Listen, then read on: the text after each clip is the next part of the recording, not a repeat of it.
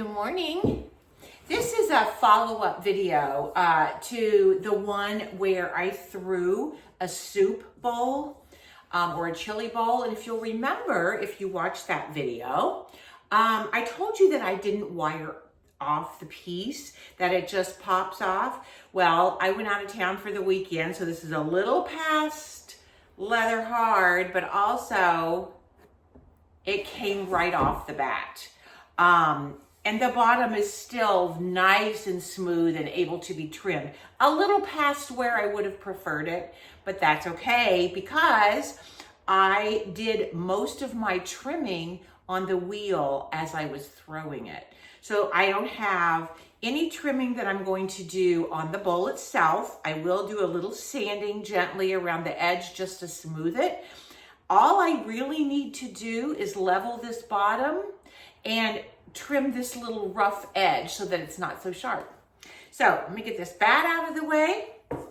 I use a foam trimming pad. Again, a lot of people who trim these kind of pieces use a chuck.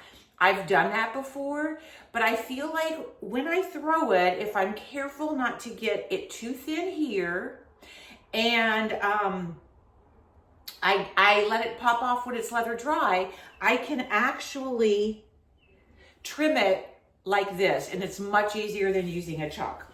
So I am going to get it centered first, and then we'll trim this edge, level this, I'll stamp it, and that's really all there is to it. And my sponge bat is not on the wheel correctly. Did you see that? It wanted to fly right off. I thought I had it on. These are a little tricky to get on.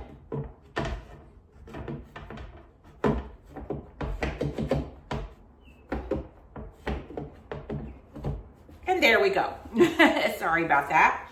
So I'm going to get my bowl centered in that ring as close as I can and just use my index finger on the side, and I can see it pulls away there, so I will scoot it closer to that side, and I've got it. I didn't move my finger, and the touch on the side was the same all the way around. So again, I'm going to just trim this edge, and basically that's going to be it. I am using this nice sharp trimming tool for the edge. I'm not putting pressure on it simply because this edge that I'm trimming is sticking out in space, right? There's nothing holding it up, but because it's level, it's not causing me any problems. Now, again, I told you this was beyond leather hard, so I'm mostly getting clay dust coming off of this. This is not the ideal, but I left it in a drying cabinet over the weekend because I knew it wouldn't dry much, but it dried a little more than I anticipated. So I'm just softening this edge. Most of my trimming was done during the actual throwing. I want it to be a little rounded. Because I'm not matching it to another piece, it doesn't really matter how much I trim off or how much it is across. If I'm doing more than one piece, of course, I want that to match. So I have smoothed that edge. It's no longer sharp. I'm going to run this tool across the bottom. It's nice and smooth because I let it pop off rather than wiring it off.